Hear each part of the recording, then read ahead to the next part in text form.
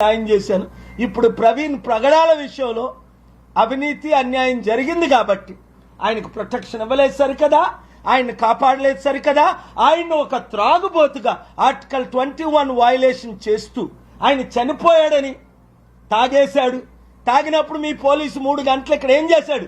ఆయన ఎందుకు అరెస్ట్ చేయలేదు? ఆయనకి ఎందుకు నోటీస్ ఇవ్వలేదు? ఆయన వెహికల్ ఎందుకు సీజ్ చేయలేదు? 3 గంటలు మీ సబ్ ఇన్స్పెక్టర్ మాట్లాడాడు కదా విజయవాడలో, దానికి జవాబు లేదు. అది వయలేషన్ కాదా?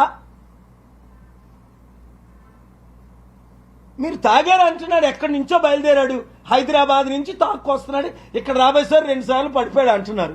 మరి పడిపోయినాడు మీరు ఎందుకు హాస్పిటల్లో తీసుకెళ్ళా? పడిపోయినాడు మీరు ఎందుకు అరెస్ట్ చేయాలా?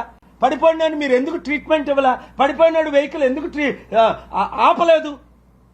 ఇలాంటి ప్రశ్నలు నేను 22 ప్రశ్నలు అడిగాను. ఒకదానికైనా జవాబు చెప్పారా?